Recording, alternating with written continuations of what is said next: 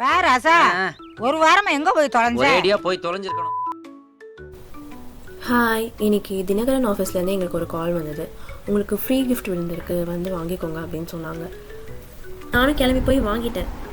என் mind ஃபுல்லாக என்னவா இருக்கும் இப்படியே தான் யோசிச்சுட்டு இருந்தது.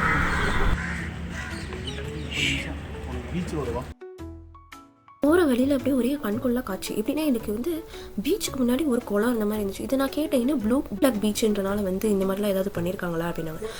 அதுக்கப்புறம் அவங்க சொன்னாங்க, போன வாரம் பேஞ்ச மலைக்கு அப்படி நின்று இருக்குது அப்படின்னு. ஆனால் சும்மா சொல்லக்கூடாது, நம்ம ஆளுங்க அங்கேயும் வந்து உள்ளெல்லாம் போய் ஜாலியெல்லாம் விளையாடிட்டு ஃபன் பண்ணிட்டு இருந்தாங்க. இந்த ஷாப் தான் விஜய் சேதுபதி சாரோட ஃபேவரட் ஷாப்பாக. நிறைய செலிப்ரிட்டிஸ் வந்து இந்த ஷாப்பில் சாப்பிட்ருப்பாங்க போல். அந்த ஹோட்டல் ஃபுல்லாக ஒரே ஃபோட்டோ கேலரியாக தான் இருந்தது. அங்கே போனோடனே சாப்பாடு ரேடிஷ் பொரியல் மட்டும் கொடுத்துருந்தாங்க. சூப்பராக இருக்குது. மீன் குழம்பு சாரி நல்லா இருக்கு. என்ன இருந்தாலும் இந்த எக்ஸ்பீரியன்ஸ் நல்லா இருக்கு.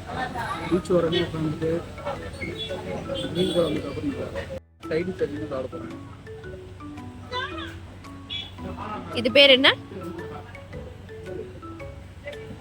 பாறை மீன்.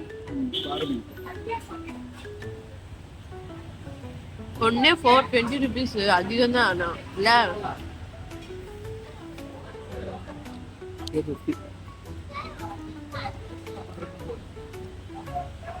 பரவாயில்ல. என்னைக்குன்னா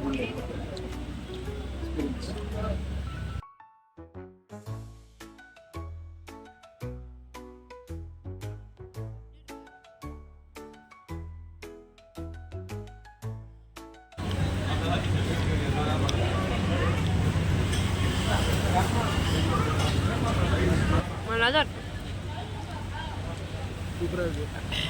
சுறா புட்டை தான் ஃபர்ஸ்ட் டைம் ட்ரை பண்ணேன். எனக்கு ரொம்பலாம் பிடிக்கல, எனக்கு ஆவரேஜாக பிடிச்சிருந்தது. ஓகே, நல்லா இருந்தது, சாப்பிட்லாம் ஒன் டைம் அப்படி இருந்தது.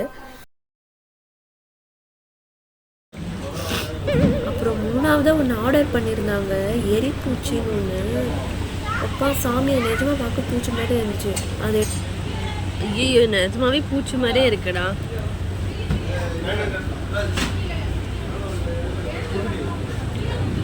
நானும் அதை அப்படி நோண்டி பார்க்குறேன். எனக்கு 1-2க்கு மேலே உள்ளே போகவே இல்லை. நீங்கள் இதை சாப்பிட்ருந்தீங்கன்னா எப்படி இருந்துச்சு, உங்களுக்கு பிடிச்சிருந்ததான்னு கமெண்ட் பண்ணுங்கள். பாவம், இந்த மீன் தான் கவலைக்கிடமாக இருந்தது.